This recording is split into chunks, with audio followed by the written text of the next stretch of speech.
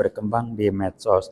Tapi kesimpulan yang jelas adalah ada upaya yang serius, keras, dan konsisten dari penguasa saat ini untuk memperpanjang masa jabatannya, memperpanjang kekuasaannya, langsung atau tidak langsung.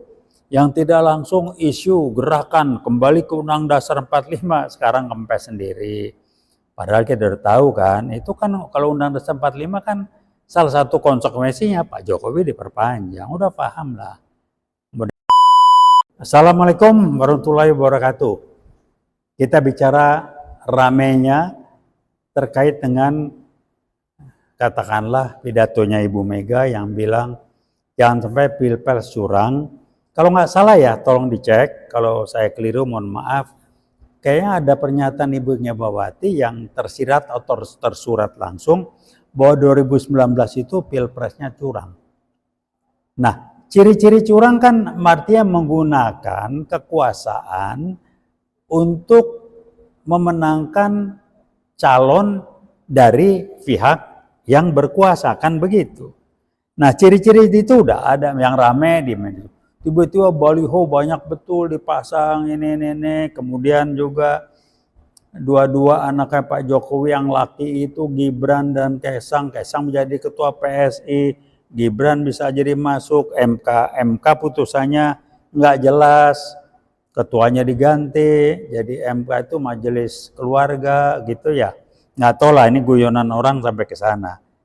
Tapi yang jelas adalah surprise bahwa Pak Ibu Mega sudah bilang hati-hati pilpres curang. Medsos sudah rame. Beritanya enak medsos kan, maybe yes, maybe no. Ada sekelompok polisi di daerah tertentu yang menolak perintah atasannya untuk terlibat dalam pilpres yang akan terjadi di 2024. Ada TNI, ada Polri. Ya level-level operasional lah. Kalau di Polri ya level Polres atau Polsek segala macam yang langsung menangani lapangan. Kalau TNI-nya saya nggak tahu persis, tapi katanya juga terlibat. Apakah ini ada kaitannya dengan penggantian Panglima TNI? Yang saya agak kaget karena penggantian Panglima TNI biasanya kan ada lewat suatu mekanisme yang namanya Dewan Jenderal yang akan mengusulkan kepada Presiden beberapa nama silakan dipilih. Ini kan nggak, Presiden mutusin sendiri. Dan konon kabarnya Panglima TNI itu orang yang dulu di Solo kenal dengan Pak Jokowi, jadi kayak gitu-gitu loh. Saya nggak tahu. Saya bukan ahlinya, saya tidak kompeten, cuman mengkaji dari apa yang berkembang di medsos. Tapi kesimpulan yang jelas adalah ada upaya yang serius, keras, dan konsisten dari penguasa saat ini untuk memperpanjang masa jabatannya, memperpanjang kekuasaannya, langsung atau tidak langsung. Yang tidak langsung isu gerakan kembali ke Undang Dasar 45, sekarang kempes sendiri. Padahal kita udah tahu kan, itu kan kalau Undang Dasar 45 kan salah satu konsekuensinya Pak Jokowi diperpanjang, udah paham lah. Kemudian Pak Tri bikin pernyataan, kalau dirubah dikembali boleh tapi tidak ada perpanjangan, selesai. Itu gerakan kembali itu yang tentunya ada acuannya, saya nggak sebut namanya karena UI Watch sudah menentang keras. FKPPI di bawah pimpinan Pak Ponco dan Pemuda Pancasila di bawah pimpinan Pak Suryo, Pak Yapto, Surismanto juga menolak keras. Bahwa ada sempalan-sempalan yang namanya usai, kan ada cuannya kan. Jadi kita nggak sebutkan, tapi inilah fakta yang ada. Jadi ini emang udah arahnya ke sana, arahnya cuma satu kok sasarannya. Bagaimana perpanjangan masa jabatan presiden dengan berbagai macam bungkus, dalih, alasan apapun agar punya kesempatan PKI gaya baru mengendalikan TNI ke sana larinya. Kan nggak cukup, butuh waktu. TNI belum bisa dikendalikan secara penuh. Kalau polisi ya udahlah, udah diacak-acak. Kita nggak tahu nih Sambo. Jangan-jangan Sambo dihidupkan lagi dengan baju dan nama baru, terlibat lagi. Jadi kalau ada polisi-polisi yang ikut segala macam itu Sambo gaya baru. Sekarang pertanyaan, Sambo aja dikerangkeng di mana? Nggak jelas. Penjaranya di mana? Nggak tahu. Jadi ya udah banyak yang lucu-lucu. Saya orang awam kok sedang ditahan di di rumah tahanan Brimob, udah aja lah. rumah tahanan yang lain ada, kenapa harus ditaruh di sana? Ya silakan jawab sendiri, saya nggak tahu. Tapi itulah hukum di kita seperti itu.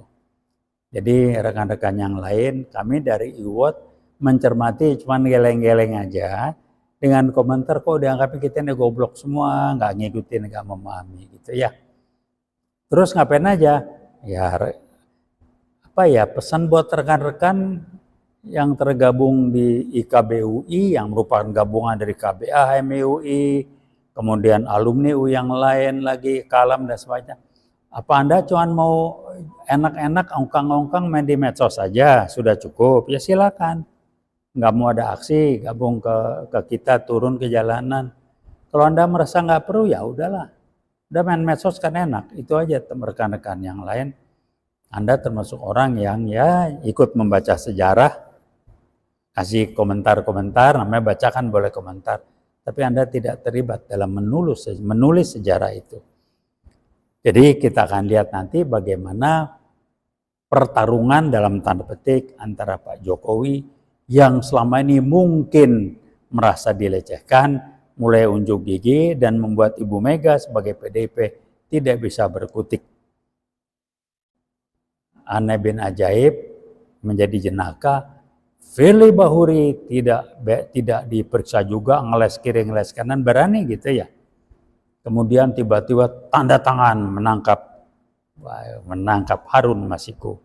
Kembali saya ulangi, kemarin kemana aja kok baru sekarang gitu ya. Tuh rumah bagaimana yang 600 sekian juta disewain, apa imbalannya, buat apa tuh rumah. Jadi Firly ini memang harus dikerangkeng langsung. Dewasnya bertanggung jawab lah. Mungkin kebagian kali nggak tahu. Sehingga kalau dia ikut berbunyi dibuka lagi oleh Firly, kan sekarang main begitu kan.